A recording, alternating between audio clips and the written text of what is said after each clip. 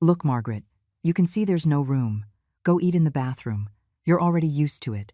The words from my daughter-in-law, Amber, echoed through the restaurant like a public slap. I felt more than 50 pairs of eyes lock onto me, waiting for my reaction. Some guests stifled their laughter. Others looked away in discomfort. But Amber just stood there, next to the main table, with that twisted smile I had struggled to tolerate for years. My son, Stephen, was sitting right beside her, checking his phone, as if he hadn't heard a thing, as if his mother hadn't just been humiliated in front of his entire social circle.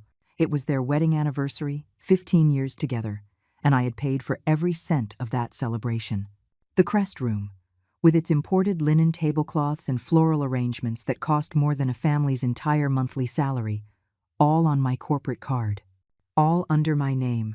And there I was, standing in the middle of the room like an intruder in my ivory-colored dress that I had chosen with such care that morning.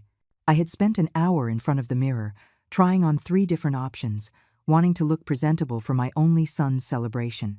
How naive I was to think my presence would be welcome. How foolish to believe that after 15 years of marriage, after everything I had done for them, they would finally see me as part of their family. "The bathroom.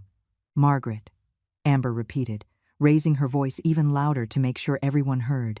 "It's where you're usually most comfortable, right?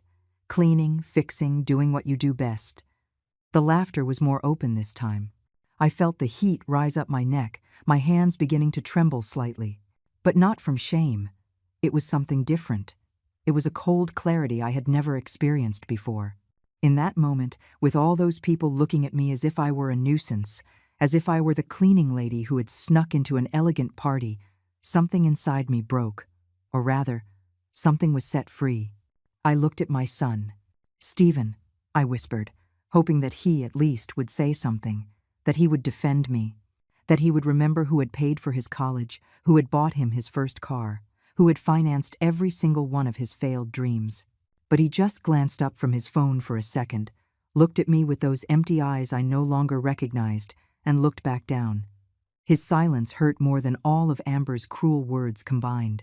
I picked up my purse, that worn leather bag I had used for 20 years, and walked toward the exit. No one tried to stop me. No one asked if I was okay. I heard Amber say something about how I had finally understood my place, and more laughter followed. But I was already outside, breathing the cool night air, feeling the city lights flicker in front of me like silent witnesses to my humiliation.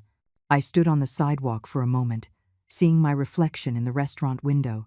A 72-year-old woman, with wrinkles that told stories of hard work, of sleepless nights building something from scratch. A woman who had sacrificed everything to give her son a better life. And there was the result, being thrown out like trash from a party she herself was paying for. I took out my phone and dialed a number I had kept saved for months. "Mr. Santos, my personal lawyer," answered on the second ring. "Mr. Santos, I need you to activate Plan B now, tonight." My voice sounded strangely calm, almost cold. There was a silence on the other end. "Are you sure, Mrs. Margaret? There's no turning back from this. Once we sell the shares and cancel the transfers." "I have never been more sure of anything in my life," I interrupted. "Sell everything. Cancel everything. And I want it done before this damn dinner is over." I heard Mr. Santos take a deep breath. "I understand. I will call you in 30 minutes with the documents ready. The Japanese buyers have been waiting for this opportunity for 2 years. They will pay the $200 million without blinking. $200 million. That was the figure no one in my family knew about. Stephen thought I had a small textile company that barely turned a profit. Amber believed the monthly $25,000 transfers they received were my life savings. Neither of them knew that Margaret Herrera was the owner of the largest distribution chain of Latin American textiles in the United States. That my warehouses supplied the biggest brands in the country. That I had built an empire working 18 hours a day while raising my son alone after his father abandoned us. I walked to my car. That old gray sedan I had been driving for 10 years. Stephen always made fun of it, saying it looked like a taxi from the 90s. Amber insisted I buy something more elegant, something that wouldn't embarrass her when they saw me arrive. But I had gotten used to flying under the radar, to no one seeing me as a threat, to being underestimated. I sat in the car and waited. The restaurant lights continued to shine, soft music filtering through the walls. I imagined Stephen and Amber toasting with French champagne, the kind that cost $500 a bottle. I imagined the guests congratulating them on their perfect marriage, on their enviable life. No one knew that every piece of furniture in their condo, every jewel on Amber's neck, every Italian suit Stephen wore had my name on the invoice. My phone vibrated. It was a message from my granddaughter, Claire. "Grandma, where are you? I saw you leave. Are you okay?" "Mom says you left because you didn't feel well, but I know that's a lie." The only person in that family who still called me Grandma with affection. The only one who visited me without asking for money first. "I'm fine, my love. I just needed some fresh air. Go back to the party. Don't worry about me," I wrote back. I didn't want to involve her in what was about to happen. Claire was 22 years old. She was finishing college. She had her whole life ahead of her. She didn't need to see her family implode tonight. Mr. Santos called exactly 30 minutes later. "The papers are ready. The Japanese will transfer the funds tomorrow morning at the first hour. $200 million into your personal account. I have canceled the corporate card your son was using, the one registered for the restaurant payment. I have also suspended all automatic transfers scheduled for this month and the following ones. The properties remain in your name, as they always were. The condo where your son and daughter-in-law live is registered as a corporate loan. Technically, they can be evicted in 30 days. He paused. "Mrs. Margaret, are you absolutely sure? Your son is." My son just let his wife publicly humiliate me without saying a word. My son has taken my money for 15 years as if it were his birthright. My son never asked how I was, never took an interest in my health, never wanted to know if I needed anything. He only called when he needed more.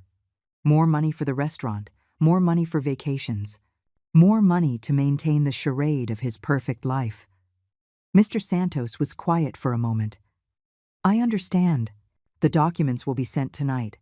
Tomorrow at 9 in the morning, the company will officially change hands." "Congratulations, Mrs. Margaret. You just closed the biggest textile sale of the decade."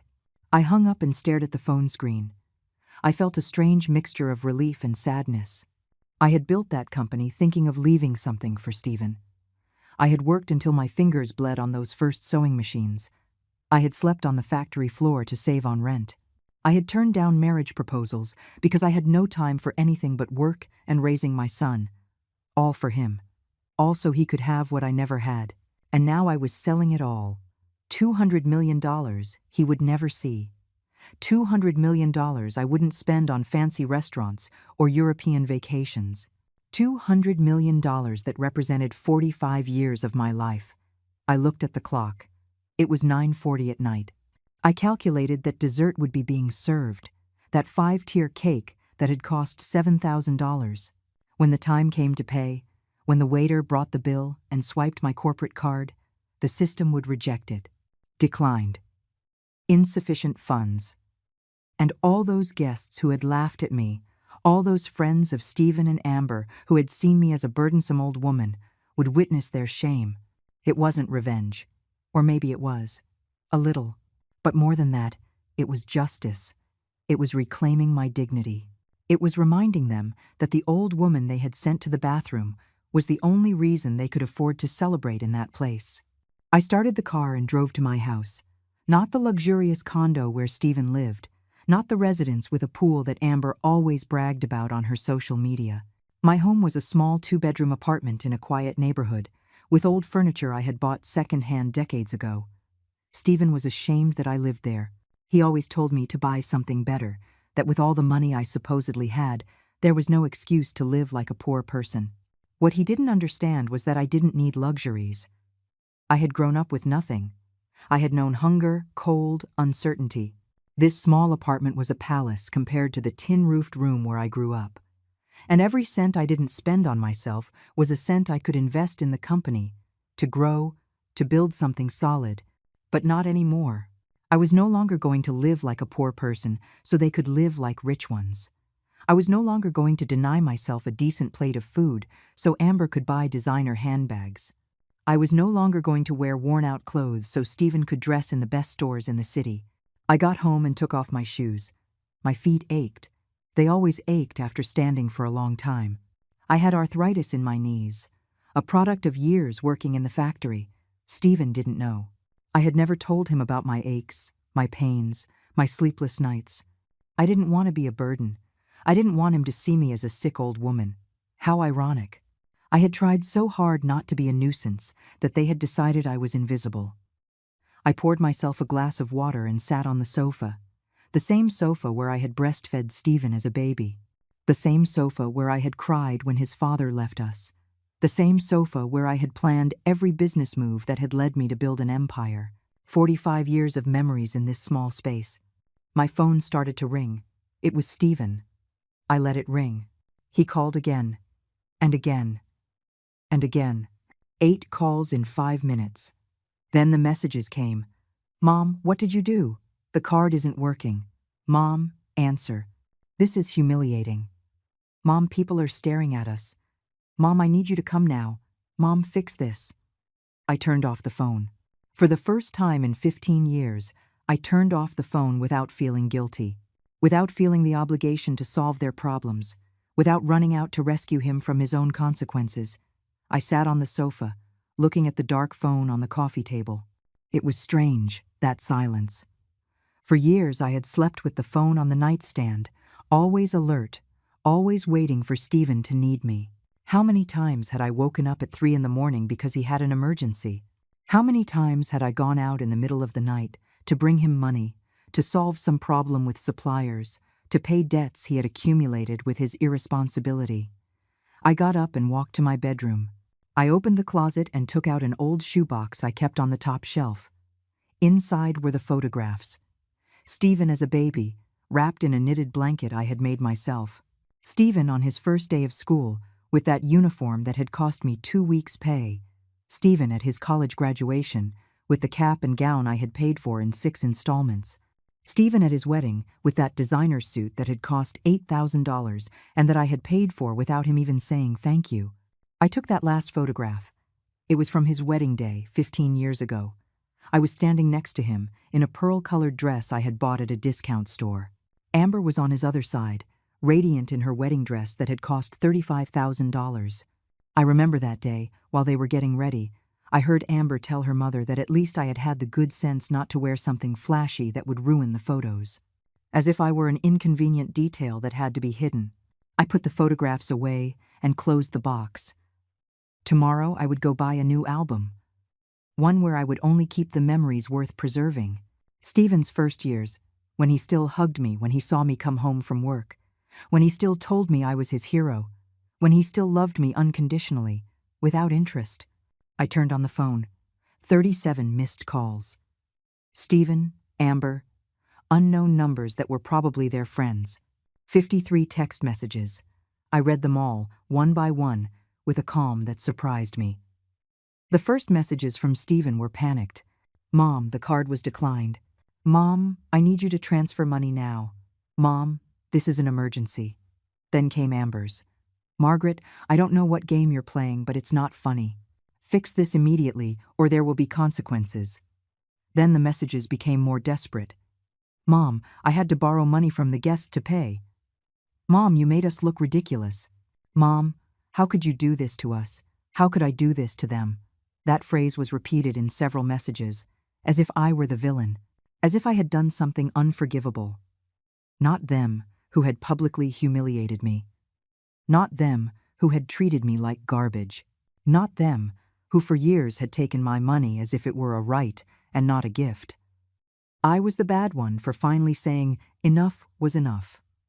There was a message from Claire. Grandma, Dad is furious.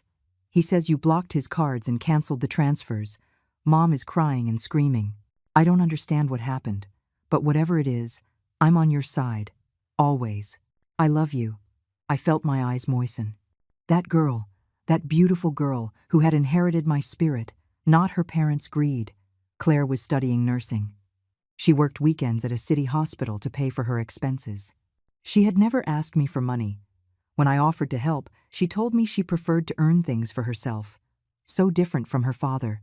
I replied, "My love, I'm fine. Don't worry about me. Take care of yourself. We'll talk calmly soon. I love you more than words can express." I put the phone down and went to the kitchen. I made a cup of chamomile tea, the kind that helped me sleep on difficult nights. I sat by the window and looked out at the street. The lights in the neighboring apartments were on.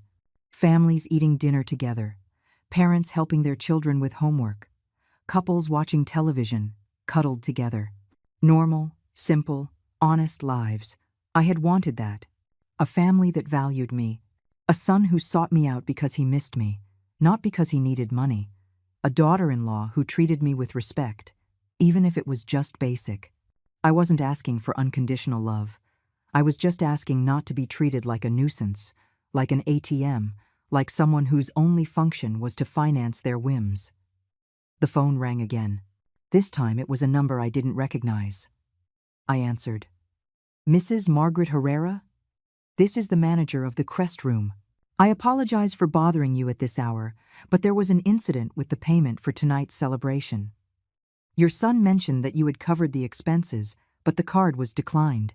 We managed to resolve the situation temporarily, but we need to confirm the payment method for tomorrow. The celebration is over, I assume," I replied in a calm voice. "Yes, ma'am. About an hour ago, but the outstanding balance is $42,000, Mr. Stephen signed a temporary promissory note, but we need. Cancel the promissory note. I do not authorize any charges. I will not make any payment related to that celebration. If my son signed something, it is his responsibility, not mine." There was an uncomfortable silence. "But ma'am, I understand there was a prior agreement. Your son mentioned that you always cover these events. My son is mistaken. There is no agreement. And I recommend that in the future, you verify who is actually paying before assuming commitments of that magnitude. Good night." I hung up before he could respond. I felt a strange sense of power. For years I had been the silent solution to all of Stephen's problems, the one who paid without asking, the one who signed without reading, the one who said yes to everything because I was afraid of losing my son. I was afraid that if I stopped being useful, I would stop being loved. What an irony. To discover that I was never loved, I was only convenient. I was only necessary. And the day I stopped being useful, they sent me to the bathroom like a dog. I finished my tea and lay back on the sofa. I didn't want to go to my bed yet. I knew I wouldn't be able to sleep. My mind was too active, processing everything that had happened, everything that was to come. Tomorrow, my life would change completely. Tomorrow, I would officially be a woman with $200 million in the bank and without the burden of supporting a family that didn't value me. I thought of my mother. She had died 20 years ago, but I still remembered her words. "Mija, never let anyone make you feel less than what you are. Not a man, not a boss, not even your own blood. Your dignity is not for sale." I wish I had listened to her sooner. I wish I had had the courage to set boundaries years ago. But I suppose it's never too late to start. The phone vibrated again. Another message from Stephen. "Mom, I need to talk to you face to face. I'm coming to your house now. You can't ignore me like this. I'm your son." I looked at the time. It was 11 at night. Of course he would come. Of course he thought he could show up and demand explanations. Of course he believed I would give in, that I would apologize, that I would open my wallet again and solve his problems. But this time would be different. This time I was ready. I got up and walked to the hallway mirror. I looked at myself intently. Margaret Herrera, 72 years old. Survivor. Fighter. Empire builder. Mother who gave everything. And now, a woman taking her life back. 15 minutes later, I heard the doorbell. Insistent, desperate, as if someone was ringing an emergency alarm. Then came the pounding on the door. "Mom, open up. Mom, I know you're in there. Mom, we need to talk now." Stephen's voice sounded agitated, caught between anger and desperation. I took a deep breath and opened the door. He was disheveled. The perfectly pressed suit he was wearing at the dinner was now wrinkled. His tie hung loosely around his neck. His face was flushed and his eyes were glassy. He had been drinking. "What the hell did you do?" Those were his first words. Not even a hello. Not even a question about how I was after the public humiliation I had suffered. "Good evening, Stephen.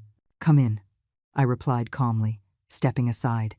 He entered like a storm, pacing back and forth in my small living room. "Do you have any idea what you put us through? Do you have any idea of the shame? I had to borrow money from the guests, from my friends, from the restaurant partners. $42,000, Mom. $42,000 that I now owe and have no way to pay." I sat on the sofa and looked at him. "Speak slower. I don't understand what any of that has to do with me." He froze, as if he couldn't believe what he had just heard. "What do you mean? What does it have to do with you? You blocked the card. You canceled the payment. You left me ridiculous in front of all those people." "I didn't block anything. I simply decided not to pay any more for celebrations where I am not welcome." I folded my hands on my lap. "Or have you forgotten what your wife said to me tonight?" "Oh, for God's sake, Mom." Amber was joking. She has a sarcastic sense of humor. "You know that. You can't take everything so personally. You've been so sensitive lately." I felt my blood boil, but I kept my voice calm. "Joking is making everyone laugh. What she did was humiliate me. And you sat there, looking at your phone, without saying a word. As if I didn't matter. As if your mother didn't even deserve a basic defense." Stephen ran his hands through his hair. "You're exaggerating. Amber didn't mean anything bad. Besides, you were standing in the middle of the party. There were a lot of people. It was logical that there wasn't space at that moment. You could have waited a while. Wait in the bathroom? Wait where your wife specifically sent me? Wait like a servant while you all enjoyed the party I was paying for? Here we go again with the money. It's always the same with you. Always reminding us how much you spend, how much you do, how much you give. You know what? I'm tired of feeling guilty for accepting your help. If it bothers you so much to help me, then don't do it. But don't just cut everything off overnight like some bitter, resentful woman." A bitter, resentful woman. Those words hung in the air between us. I looked at my son, this 45-year-old man standing before me with the attitude of a petulant teenager. "Do you know when the last time was that you asked me how I was? When was the last time you visited me without needing something? When was the last time you called me just to say hello?" Stephen looked away. He didn't answer, because we both knew the answer. Never. Or if he had, it had been so long ago that neither of us remembered. "I thought I was doing the right thing," I continued. "I thought that if I gave you everything I never had, if I made your life easy, if I removed every obstacle from your path, you would be happy, and I thought your happiness would make me happy. I was wrong. I gave you so much that you forgot the value of things. I gave you so much that you stopped being grateful. I gave you so much that you now believe it's your right, not a gift. It's $25,000 a month, Mom. $25,000 that disappeared from my account today. How do you expect me to pay the rent? How do you expect me to pay the restaurant employees? How do you expect me to keep everything running? Stephen, you are 45 years old. Your restaurant has been open for 10 years. If after a decade it still isn't self-sufficient, then it's not a business. It's an expensive hobby that I have been funding. A $500,000 a year hobby, to be exact." I watched him process that figure. $500,000 a year. $25,000 a month multiplied by 12. For 10 years, $5 million in total, plus the condo, plus the cars, plus the vacations, plus everything else. I had probably invested close to $8 million in maintaining the illusion that my son was a successful entrepreneur. "The restaurant is going through a rough patch," he muttered. "The economy is tough. Customers aren't spending like they used to. The economy is always tough, Stephen. There's always an excuse. Last year it was the suppliers. The year before it was the competition. Before that it was the location. There is always something that justifies why you need more money. But there is never anything that justifies why you can't manage on your own." He sank into the armchair, his head in his hands. "I can't believe you're doing this. Right now. Just when I need you most. And when haven't you needed me? I've been your backup plan for 15 years. Your magic fix. Your permanent life raft. When was it enough? When were you going to stand on your own 2 feet?" He looked up, and for the first time that night, I saw something different in his eyes. It wasn't anger. It was fear. Real fear of losing everything. Mom, I promise things will change. I'll work harder. I'll make the restaurant work. I just need you to give me one more chance. One last chance. How many last chances, Stephen? This is probably number 20. And it always ends the same. You promise. I give in. Nothing changes. This time will be different. I swear it on Claire. On my daughter. This time I'm going to show you I can do it. He mentioned Claire. The only pure light in this dysfunctional family. Did you know that your daughter works weekends cleaning hospital rooms? Do you know she studies until 2 in the morning because she has double shifts during the day? Do you know she's been wearing the same pair of shoes for 2 years because she doesn't want to spend on unnecessary things? Stephen frowned. Claire is young. It's good for her to learn the value of work. Claire is 22 years old. You, at 22, already had a brand new car paid for by me. You were already living in an apartment that I rented. You already had a credit card with an unlimited limit. She has 2 jobs and dreams of being able to pay her tuition without student loans. Do you see the difference? It's not the same. I'm your son, your only son, and she is my granddaughter, my only granddaughter. The only person in this family who treats me with genuine love, who visits me because she wants to see me, not because she needs something. The only one who inherited my work ethic instead of inheriting your sense of entitlement. Stephen stood up abruptly. I didn't come here for a lecture. I came for you to fix this mess you caused. Reactivate the transfers. Unblock the cards. And tomorrow we'll talk calmly about all this. No, I replied firmly. I'm not reactivating anything. The transfers are canceled permanently. The cards are closed for good. And the condo where you live, the one you think is yours, is technically corporate property. You have 30 days to find another place. His face turned pale. You can't evict us. You can't just throw us out on the street like that. I'm not throwing you on the street. I'm giving you 30 days, which is more than the law requires. You have time to find something within your real means.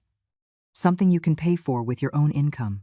Stephen walked toward me, his fists clenched at his sides. His face showed a mixture of disbelief and contained rage. You're crazy. Completely crazy. Amber was right. She said you were going senile, that you've been acting strangely lately. I should have listened to her. I should have taken you to a psychiatrist when you started with these attitudes. Those words. Those words confirmed everything I needed to know. It wasn't just Amber who despised me. It was him, too. My own son had been talking about me behind my back, questioning my sanity, planning to control my life, as if I were an incapable old woman who needed a guardian. Strange attitudes? I asked, keeping my voice surprisingly steady. Do you mean the time I refused to pay for the vacation to Dubai? Or when I said $25,000 a month was enough and you asked for $30,000? Or maybe when I suggested you get a second job to stabilize the restaurant? Those strange attitudes? Mom, you're an elderly woman. You live alone. You have no friends. You spend all day working at that company. It's not normal. Women your age should be enjoying themselves, traveling, spending time with family. The family that sends me to the bathroom in public. That family. Enough with that, he exploded. Amber will apologize. I'll talk to her. But you need to apologize too, for this dramatic stunt. For making us look ridiculous. For acting like a spoiled brat who didn't get what she wanted. What I wanted was respect. What I wanted was to be treated like a human being, not an ATM. What I wanted was for my son to defend me when his wife humiliated me. But apparently, that was asking too much. Stephen stepped back, running his hands over his face. Look at you. Mom, you live in this miserable apartment. You wear old clothes. You drive a car that looks like it's about to fall apart. And where do you get so much money to be playing the offended millionaire? Because the transfers you make don't come from nowhere. Unless. His eyes narrowed with suspicion. Unless you've been hoarding money that should belong to the family. Money that should belong to the family. As if he had contributed a single cent. As if he had worked a single hour to build what I had built. The company is mine, Stephen. Completely mine. I built it from scratch. Every machine, every warehouse, Every contract, every client, everything is the result of my work. There is no family money. There is my money, the money I earned. And how much money are we talking about? He asked, with an almost calculating look that sent a shiver down my spine. Because if it's a big company, then technically I have a right to a part of it. I'm your only heir. Everything you have will eventually be mine. Eventually. That word, waiting for me to die so he could take what he considered his by birthright. He didn't ask about my health. He didn't ask if I was sick. He just wanted to know how much money there was and when he could have it. The company doesn't exist anymore, I said simply. I sold it tonight. He froze. What? I sold the company. $200 million. The Japanese buyers are transferring the funds tomorrow. And before you ask, no, you will not see a cent of that money. Stephen staggered backward as if he had been physically struck. 200 million. You had $200 million and you made me live on $25,000 a month? You made me beg for scraps while you were a multimillionaire? I gave you $25,000 a month? $300,000 a year. Those aren't scraps, Stephen. That's more than 90% of the population earns in an entire year. But for you, it was never enough. You always wanted more. You always needed more. And I kept giving because I was afraid of losing you. Well, congratulations, Mom. You lost me. You lost me completely. His voice was trembling with rage. You know what I'm going to do? I'm going to sue you. I'm going to hire the best lawyer, and I'm going to prove that you're senile, that you're not in your right mind. I'm going to get that money back because it's mine by right. Go ahead, I replied, with a calm that seemed to infuriate him even more. My lawyers are the best in the country. I've been preparing this transition for months. Every document is in order. Every signature is certified, and I have recent psychological evaluations confirming my complete mental capacity. I did it precisely because I knew you would try something like this. His face contorted into an expression of pure hatred. You will regret this. When you're old and sick, when you need someone to take care of you, I won't be there. When you're dying in a hospital, alone, you'll remember this moment. You'll remember that you chose money over your family. I didn't choose money over my family, Stephen. I chose my dignity over abuse. I chose my peace of mind over toxicity. And I chose to stop financing people who don't love me. If that makes me the villain of your story, I can live with that. He headed for the door, but before leaving, he turned around one last time. Mom was always weak. That's why Dad left her. That's why she never found anyone else. That's why she spent her life working like a slave, trying to compensate for the fact that she wasn't enough for anyone. And now, with this pathetic little stunt, you're just proving he was right to leave. Those words were designed to destroy me, to find the deepest wound and plunge a knife into it. Stephen knew that his father's abandonment was my greatest trauma. He knew I had spent years wondering what I had done wrong, why I wasn't enough to make him stay. But this time, instead of sinking me, those words liberated me, because I realized something fundamental. I hadn't been weak. I had been strong, so strong that I had raised a son alone, so strong that I had built an empire from nothing. So strong that I had survived abandonment, poverty, discrimination, everything. And now, I was strong enough to survive the rejection of my own son. Your father left me because he was a coward who couldn't handle the responsibility of a family. Go, knowing that you are more like him than I ever imagined. And you're right about one thing. I worked like a slave, but not to compensate for anything. I worked to give you everything I never had. What a waste that effort was. Stephen left, slamming the door so hard it shook the walls. I heard his footsteps receding down the hall, then the sound of the elevator, then silence. A silence so deep that for a moment I felt the whole world had stopped. I sat on the sofa and looked at the clock. It was 1 a.m. In less than 6 hours I had lost my son. In less than 6 hours my life had completely changed. And the strange thing was, I didn't feel the devastating pain I expected to feel. I felt something different. I felt relief. The phone vibrated. It was Claire. Grandma, Dad just left your building in a rage. Mom is hysterical. They're screaming at me because I refuse to take sides. Can I come to your house? I need you. Come, my love. I'm waiting for you. The door is open for you. It always will be. 20 minutes later, I heard a soft knock on the door. I opened it, and there was Claire, her eyes red from crying, with a backpack on her shoulder. She came in and hugged me with a force that almost knocked me over. I'm so sorry, Grandma. I'm so sorry for everything they did to you. I didn't know. I didn't know they treated you like that. I hugged her back, feeling her tears wet my shoulder. You have nothing to be sorry for, my sweetheart. You are the only light in the midst of all this darkness. We sat on the sofa, and I told her everything. Every detail of the humiliation at the restaurant, the decision to sell the company, Stephen's visit, the cruel words he had said.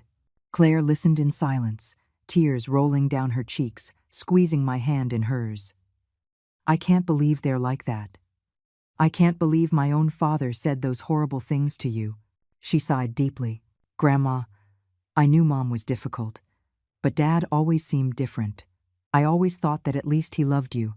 I thought so too, my love. But sometimes people show us who they really are, when they stop getting what they want from us. Claire was silent for a moment, processing everything. Then she looked up at me with those eyes that always reminded me of mine when I was young, full of determination and fire. Grandma, did you really sell the company for $200 million? Are you really a millionaire, and you never told us? I nodded slowly. I built that company from scratch, Claire.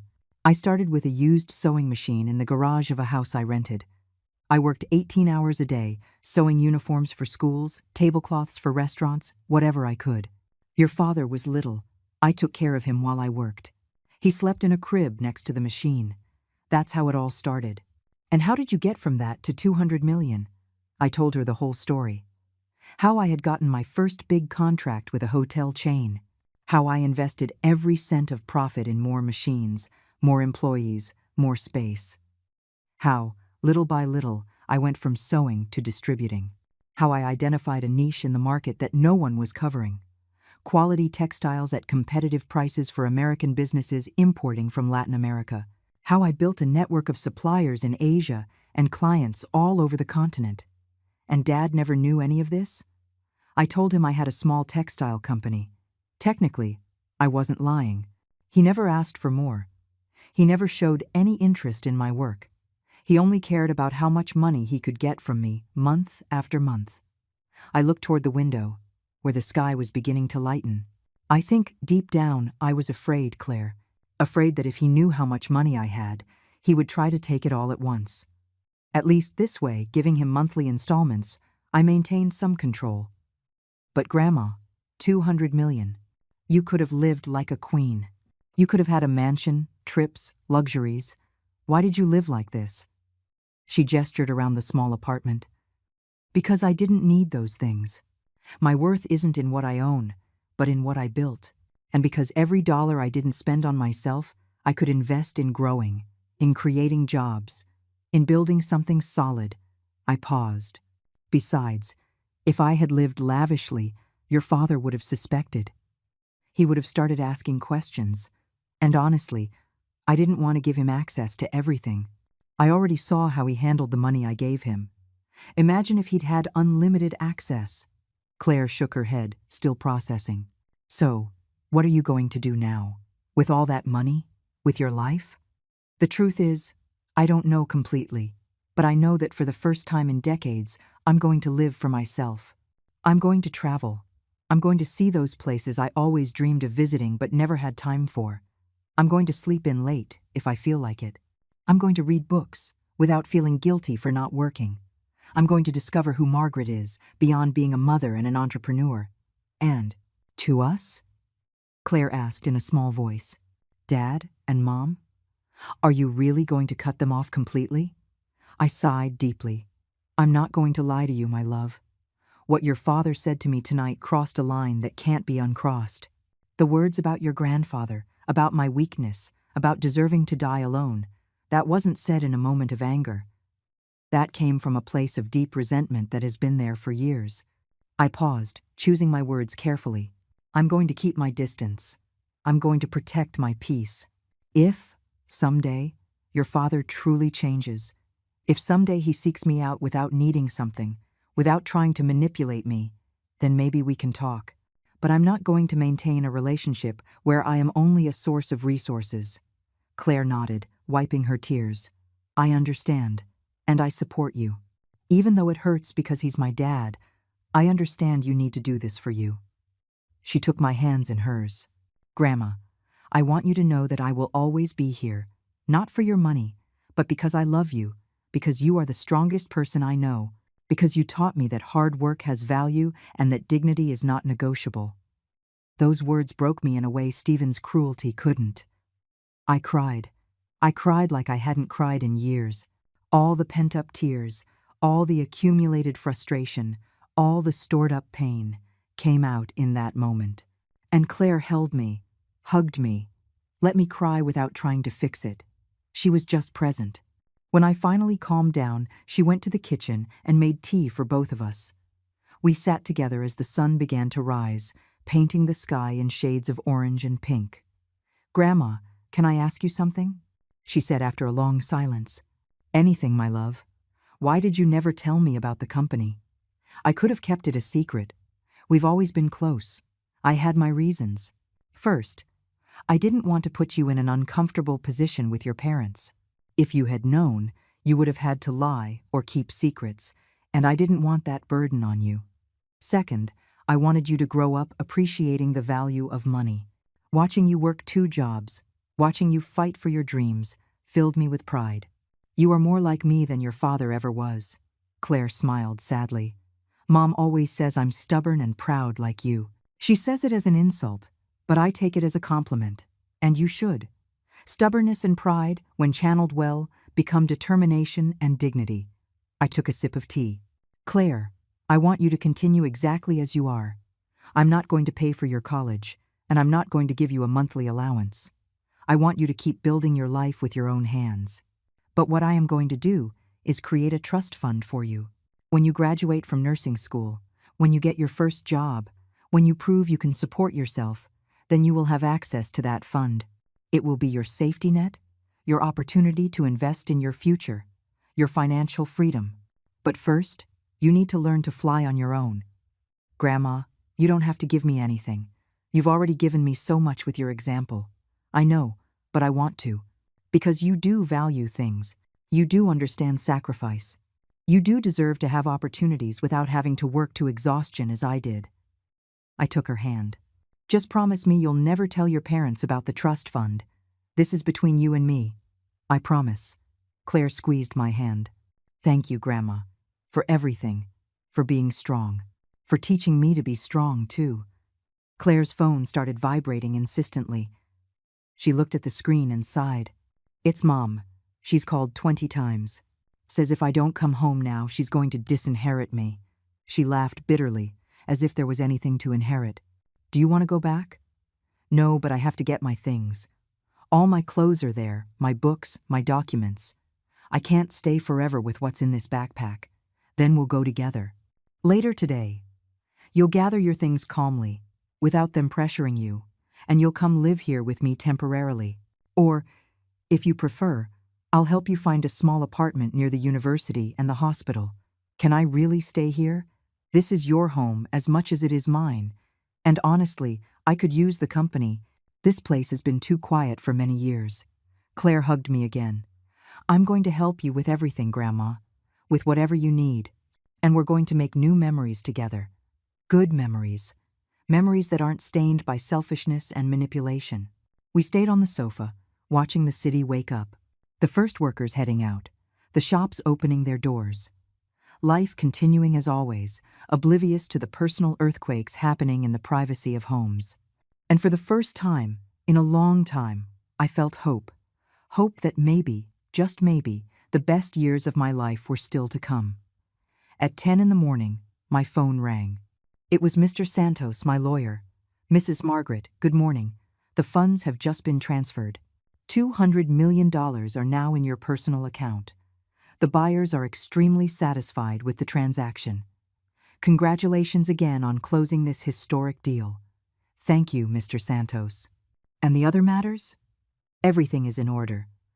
The automatic transfers have been permanently cancelled. The corporate cards are closed. The condo has been reclassified as your personal property, not corporate, which means you can proceed with the eviction when you see fit. I have sent the official notification by certified mail this morning. Your son has 30 calendar days to vacate. Perfect. One last thing, Mr. Santos. I need you to prepare a trust fund for my granddaughter, Claire Herrera, 22 years old. I want to deposit $5 million, but with specific conditions. She will not have access until she graduates from college and maintains a stable job for at least 6 months. I want her to learn to stand on her own, 2 feet first. En excellente décision. Any additional restrictions? Yes. Her father cannot be a co-beneficiary or have any type of access to or information about this trust. In fact, no one other than Claire, you, and I should know of its existence. Is that clear? Perfectly clear, Mrs. Margaret. I will have the documents ready in 48 hours. I hung up and looked at Claire, who had been listening with wide eyes. $5 million is too much, Grandma. It's a fortune. I don't need that much. It's not too much. It's exactly what you need to have freedom. To buy a house one day. To open your own clinic if you want. To travel. To study more. For whatever your heart desires. But first, you're going to prove that you can build your life without depending on that money. When the time comes, it will be a tool, not a crutch. Claire nodded, tears in her eyes. I'm going to make you proud, Grandma. I promise. You already make me proud, my sweetheart. Every single day. That afternoon, we went to Stephen and Amber's condo together. Claire used her keys to get in. The living room was a disaster. Empty wine bottles on the coffee table. Dirty dishes in the sink. Amber was on the sofa, in her pajamas, with her makeup smeared and her hair disheveled. When she saw me walk in behind Claire, she shot up. What is she doing here? This is my house. She has no right to just walk in like that. Technically, it's my house, I replied calmly. And I came to accompany my granddaughter while she collects her belongings. Claire isn't going anywhere. She's my daughter. She stays here, where she belongs. Amber crossed her arms, trying to look authoritarian despite her messy appearance. I'm 22 years old, Mom. I'm an adult. I can decide where I live. Claire walked toward her bedroom. I'm going to pack my things. I'll disinherit you, Amber screamed. If you go with that woman, you won't see a cent of our inheritance.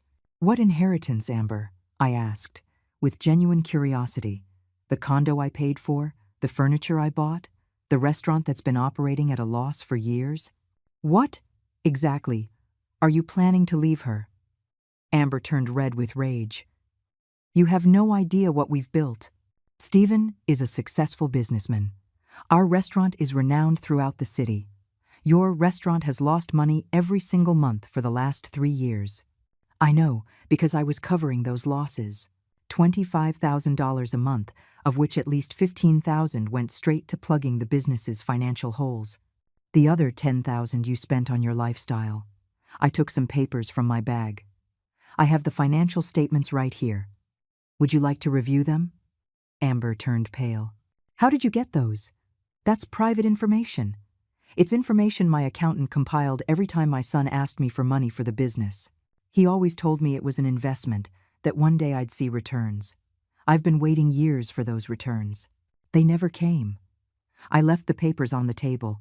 The restaurant is an expensive fantasy that I was financing. Without my money, it has about 2 months before it closes. Maybe 3 if you cut expenses drastically. This is your fault. It always has been. You with your toxic attitude, your resentment, your jealousy of our happiness. Amber pointed an accusing finger. You can't stand to see us doing well. You can't stand that Stephen chose me over you. That's why you're doing all this. It's pure revenge from a bitter old woman. I laughed. A genuine laugh that seemed to confuse her more than enrage her. Amber, I'm not jealous of you. I pity you. You've built your entire identity around someone else's money. You've lived for 15 years in a condo that isn't yours, driving a car you didn't pay for, wearing clothes you didn't earn. And now that the tap has been turned off, you have no idea how to survive. That's not a life. It's dependency disguised as luxury. Shut up, You don't know anything about me. You don't know what I've sacrificed." "Sacrificed? What have you sacrificed exactly? Your pride in asking me for money every month? Your dignity in insulting me publicly? Your basic humanity in treating me like a servant?" "I didn't treat you like a servant. It was an offhand comment. You were being dramatic. You told me to go eat in the bathroom, in front of 50 people, at a celebration I was paying for. That's not an offhand comment. That is deliberate cruelty." Just then, Stephen walked in from the bedroom. He looked terrible. Puffy eyes, wrinkled clothes, unshaven. "What are you doing here?" he asked in a hoarse voice. "I came for Claire. She's moving in with me. Of course. Now you're brainwashing my daughter, too." He staggered over to the bar and poured himself a whiskey, even though it was barely noon. "You know what the saddest part of all this is, Mom? I really thought you loved me. I thought all that financial help was because you wanted to see me happy. But no, it was to control me, to keep me on a leash, so you could brag about being the martyr who sacrificed everything for her son. If that were true, I wouldn't have sold the company. If I wanted to control you, I would have kept giving you money with conditions. But what I did was the exact opposite. I liberated you. I liberated you both. Now you can live your lives without depending on me, without having to put up with the annoying old woman who paid for everything. We don't want to be liberated. We want what is ours by right." Stephen took a long drink of his whiskey. "I am your only son. Everything you built was supposed to be for me. Nothing I built belongs to you simply because you are my son. An inheritance is earned with love, with respect, with consideration. It's not demanded as a right while you treat the person who gave you life poorly." Claire came out of her room with 2 large suitcases. "I'm ready, Grandma. I have everything I need." Amber ran to her. "Claire, think about what you're doing. If you go with her, you're betraying us. You're abandoning us at our worst moment. Is this how you repay us for everything we've done for you? Everything you've done for me?" Claire's voice was louder than I had ever heard it. "Like what? Like making me feel guilty every time I needed something? Like constantly comparing me to your friends' children? Like criticizing every decision I made because it wasn't elegant or lucrative enough for you?" She looked at her parents with a mixture of sadness and disappointment. "The only person who has truly been there for me, with no conditions, no criticism, no judgment, is Grandma, and you treated her worse than a dog." Stephen slammed his glass down on the table. "Get out, both of you. Get out of my house right now." "With pleasure," I replied. "But remember, it's technically my house. You have 30 days. On day 31, if you are still here, officers will come to evict you. I hope you use this time wisely to find something within your actual means." We left the apartment with Claire's suitcases. As we waited for the elevator, I heard a scream of frustration from inside. Something broke, probably Stephen throwing something against the wall. Amber was screaming too, blaming him for everything, saying he should have treated me better, that he should have seen this coming. The elevator arrived. We got in. The doors closed, leaving that chapter of my life behind. I looked at Claire, who had tears rolling silently down her cheeks. "Are you okay, my love?" She nodded. "I'm okay. Just sad. Sad because I just realized my parents aren't the people I thought they were. Sad because I finally see everything clearly. But also relieved. Relieved to be out of that toxic environment." The following days were strange.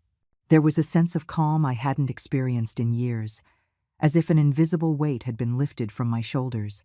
Claire settled into the guest room, and for the first time in decades, my small apartment felt like a real home. We ate breakfast together before she left for the university. We had dinner at night, sharing stories.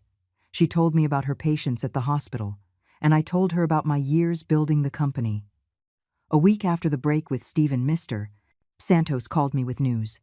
"Mrs. Margaret, your son has tried to hire 3 different law firms to contest the sale of the company. All 3 have rejected him after reviewing the documentation. There is no legal basis for a lawsuit. Everything is perfectly in order. And the apartment? We received confirmation that the notice was delivered. The 30-day clock is running. Do you want me to proceed with eviction plans in case they don't comply?" "Yes, but be gentle in the process. I don't want to humiliate them more than necessary. I just want them to understand that there are consequences for their actions. Understood. I also wanted to inform you that Claire's trust is ready. $5 million deposited under the conditions you specified. She will receive a notification letter on the day she graduates from college. Perfect. Thank you for everything, Mr. Santos. That afternoon, as I was preparing dinner, my phone rang. It was a number I didn't recognize. I hesitated, but answered. Mrs. Margaret Herrera? This is Miriam Castellanos, a reporter from Forbes. We're writing an article about the sale of Herrera Textiles to the Japanese corporation. It's the largest transaction in the textile sector in the last decade. Would you be able to grant us an interview? My heart skipped a beat. The news was public. I hadn't thought about it, but of course a $200 million sale would be news. I prefer to maintain my privacy, I replied cautiously. I understand perfectly, but your story is inspiring. A woman who built an empire from scratch, who kept a low profile for decades while dominating the textile import market. Our readers would want to know that story, especially other female entrepreneurs who are fighting to make their way in a male-dominated world. I thought about it for a moment. Maybe it was time to step out of the shadows. Maybe it was time for my story to be told. All right, but with conditions. You do not mention my family. Nothing about my son or my personal life. Just the business story. Of course. We will completely respect your personal privacy. The interview was published a week later. The headline read, Margaret Herrera, the invisible millionaire who revolutionized American textiles. The article detailed my journey, from the sewing machine in the garage to the distribution empire. It talked about my business strategies, my vision for the market, my commitment to quality. It included comments from clients who spoke of my integrity and professionalism. It was a flattering but honest portrait of 45 years of hard work. The day it was published, my phone didn't stop ringing. Calls from former colleagues congratulating me. Invitations to business conferences. Requests for interviews from other media outlets. A university even wanted me to give a talk to their business students about female entrepreneurship. It was overwhelming but also gratifying. Finally, after a lifetime of working in silence, my effort was being publicly recognized. Claire arrived that night with a copy of the newspaper in her hand, smiling from ear to ear. Grandma, you're famous. Everyone at the university is talking about you. My professors were asking me if you were my grandmother. I'm so proud. I hugged her, feeling a warmth in my chest. But with the joy, also came worry. Stephen would have definitely seen the article. Now he knew for certain the magnitude of what he had lost. Not just the $25,000 a month, but $200 million. A fortune that could have been partially his, if he had chosen love over greed. That night, as I feared, Stephen showed up at my door. But this time, he was different. There was no anger in his face. There was something worse. There was desperation. Mom, I need to talk to you, please. I let him in, but kept my distance. Claire was in her room studying. Stephen sat on the sofa, his hands trembling. I saw the article. I saw the numbers. I saw everything you built. And never told us. I told you I had a textile company. You never asked for more. You're right. I never asked. I never cared about your work because I assumed it was insignificant. I assumed you were just my mom who helped me out financially. He lowered his head. I was an idiot, Mom. A blind, ungrateful idiot. I waited in silence. I wasn't going to make this easy for him. The restaurant is going to close. The suppliers are demanding payments I can't cover. The bank denied me a loan because, technically, I've been operating in the red for years. Amber is blaming me for everything. She says I ruined her life, that I tricked her into believing we were rich. He took a painful pause. And she's right. I tricked myself, too. What do you want from me, Stephen? He looked up, his eyes bloodshot. I'm not here to ask for money. I know that after everything I said, after how I treated you, I don't deserve a single cent. I came to ask for your forgiveness. Forgiveness for not valuing you. Forgiveness for letting Amber humiliate you. Forgiveness for treating you like an ATM instead of my mother. His words sounded sincere, but I had heard apologies before. Apologies that lasted until the next time he needed something. And what changed, Stephen? Why do you care now? Because I lost everything. The restaurant, the condo, my marriage. Amber left me yesterday. She said she married a successful man, not a failure who depended on his mom. She left with everything she could carry. The jewelry, the designer clothes, even the money from the safe. She left a note saying she didn't sign up to be poor. His voice broke, and as I watched it all fall apart, I realized that the only person who ever truly loved me unconditionally, who truly sacrificed for me without expecting anything in return, was the one I treated the worst. I felt a mix of emotions. Part of me wanted to hug him, to comfort him like I did when he was a child. But another part, the part that had been deeply wounded, held firm. Stephen, I appreciate your apology. I really do. But apologies aren't enough. Words are easy. Real change is hard. I know. And I don't expect you to forgive me right away. I just want the chance to show you that I can change. To show you I can be the son you deserve to have. How do you plan to do that? I got a job. As a manager at a textile store. Ironic, isn't it? Working in the sector where you were queen, and I didn't even know. The salary is modest, $3,000 a month, but it's honest. I found a small apartment I can afford. It's about the size of this place, maybe smaller. No luxuries, no pretensions, just the basics. He paused. I'm going to learn to live within my means. I'm going to learn to appreciate what I have instead of coveting what I don't. I'm glad to hear that. I really am. Mom, I'm not asking you for money. I'm not asking you to help me with the apartment or with debts. I'm just asking that one day, when you see that I've really changed, that I've really learned, you'll give me another chance to be your son, not your income source, not your project, just your son. I looked at this 45-year-old man, reduced by circumstance to something perhaps more humble, as he always should have been. Time will tell, Stephen. For now, focus on rebuilding your life. On finding out who you are without someone else's money holding you up. And if in 6 months, a year, 2 years, you've really changed, then we'll talk. He got up to leave, but before he reached the door, he turned. One more thing. Claire, can I see her? Just to tell her I love her and that I'm sorry I failed her too? That's her decision, not mine. But I'm warning you, Stephen. If you hurt her, if you try to manipulate her or use her to get to me, we are finished for good. Understood? Understood. I called for Claire. She came out of her room cautiously. She had heard the entire conversation from her room. Dad, she said simply, not moving closer. Stephen cleared his throat. Claire, I know I failed you. As a father, as an example, as everything. I have no excuses. I just want you to know that I love you, and I'm going to work every day to be someone you can be proud of. Claire looked at him in silence for a long moment. Then she nodded slowly. I hope you mean it, Dad. I really hope you do. Because I still love you. But loving you doesn't mean I'm going to let you hurt me. I learned that from Grandma. I understand. And I respect that.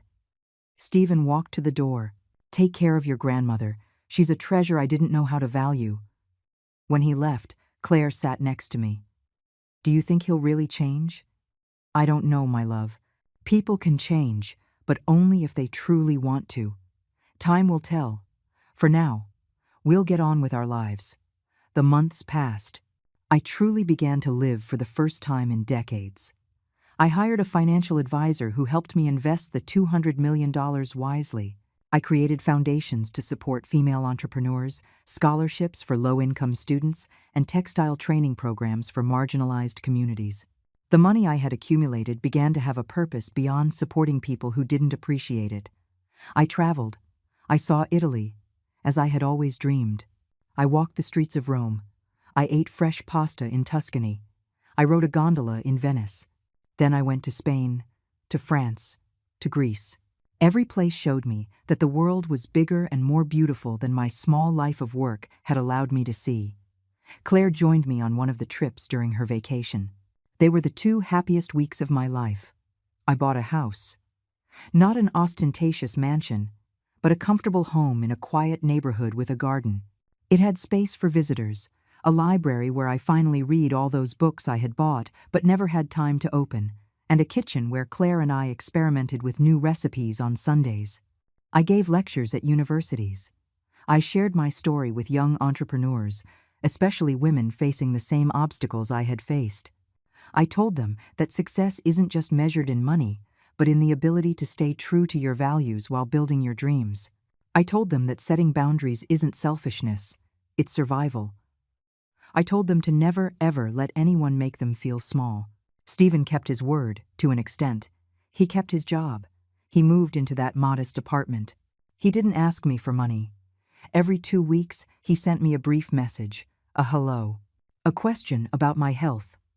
Small steps toward rebuilding what was broken.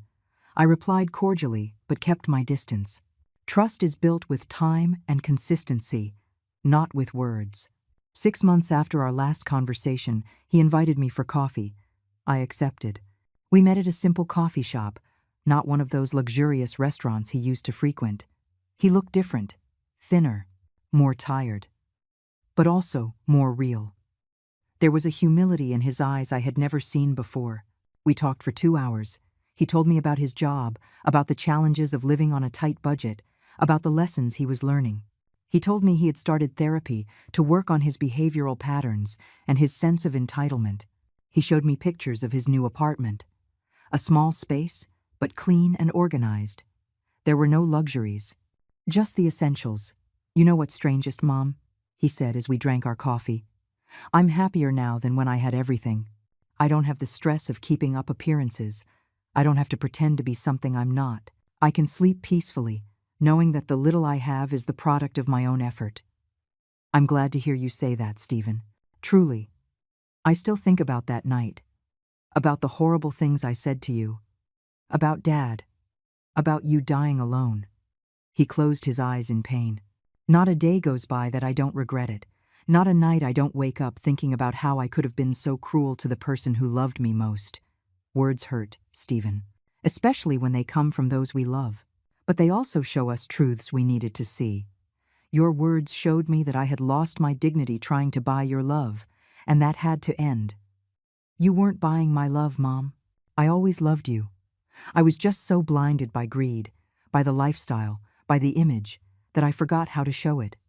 Love is shown with actions, not words. And for years, your actions said that I was only worth what I could give you. He nodded, accepting the truth. You're right, and I'm going to spend the rest of my life trying to change that. Not so you'll give me money, not so you'll include me in your will, just because you are my mother, and you deserve to be treated with love and respect. I didn't respond right away. I watched him. There was sincerity in his voice. But he had been sincere before. Time would show if this change was real or just another performance. Let's keep having coffee every 2 weeks, I said finally. Let's get to know each other again. As mother and son, not as benefactor and beneficiary. I'd like that. I'd like that very much. A year after that terrible night at the restaurant, I was sitting in the garden of my new house. Claire had decorated everything for a small celebration. There were lavender-colored balloons, my favorite, and a cake she had baked herself. It was my 73rd birthday, and for the first time in decades, I was celebrating surrounded by people who genuinely loved me. Claire was there with her boyfriend, Ben, a young nurse who worked with her at the hospital. He was respectful, hardworking, and treated her like a princess. Stephen arrived with a bouquet of wildflowers, the only ones he could afford on his budget, but more meaningful than any expensive arrangement he had ever given me before. I had invited a few friends I had made on my travels, retired businesswomen with whom I shared stories and laughter. When I blew out the candles, I didn't wish for riches or health or longevity. I already had all that. I wished for peace. I wished for this second stage of my life to continue to be as full as it had begun. I wished for the wisdom to enjoy every moment without carrying the weight of the past. After the cake, Claire stood up with a glass in her hand. I want to make a toast to the most incredible woman I know, to my grandmother, who taught me that true wealth isn't in what you have, but in who you are, who showed me that saying no is an act of self-love, not selfishness, who built an empire with her own hands and had the courage to let it go when it no longer served her. I love you, Grandma, Thank you for being my example, my refuge, my hero. Everyone toasted. Even Stephen, with tears in his eyes, raised his glass. To Mom, to the woman who gave us everything and who finally decided to give something to herself. Freedom. That night, after everyone had left, I sat on the porch looking at the stars. I thought about the long road I had traveled. From that poor girl in a tin-roofed house, to the young single mother with a sewing machine, to the invisible entrepreneur who built an empire, to the woman who finally learned to put herself first. I didn't regret anything, not even the years of financing Stephen, because those years taught me invaluable lessons about self-worth and boundaries. I didn't regret selling the company, because that decision freed me from a life that no longer served me. I didn't regret cutting toxic ties, because that severing allowed true bonds to strengthen. My phone vibrated. A message from Claire. Grandma, thank you for the best birthday. I love you to infinity. And a photo of the two of us, hugging, smiling, genuinely happy. I replied, I love you more, my sweetheart. Thank you for reminding me that true love exists. Then a message came from Stephen. Happy birthday, Mom. I know I still have a lot to prove, but I want you to know that every day I work on being better. That every day I'm grateful for the lessons, even though they were painful. I hope one day I can say I got my mother back, not for her money, but for her heart. I replied, one step at a time, son. One day at a time. I put the phone away and closed my eyes. The night breeze caressed my face. 73 years old, 45 building, 1 destroying, and now, starting over. Not with the energy of youth, but with the wisdom of experience. I no longer needed permission to live. I no longer needed to justify my decisions. I no longer needed to pay to be loved. I had learned the most important lesson of all, that the love you have to buy is not love at all, and that sometimes losing everything is the only way to gain the one thing that truly matters, your dignity. Today, I don't need permission to live. It's not revenge, it's liberation. And in this freedom, I finally found what I had been searching for my whole life without knowing it. Peace. Peace with myself. Peace with my decisions. Peace with my past and hope in my future. I opened my eyes and looked at the stars one last time before going inside. Tomorrow would be another day of this new life I had built on the rubble of the old one. And for the first time in 73 years, I couldn't wait to see what it would bring.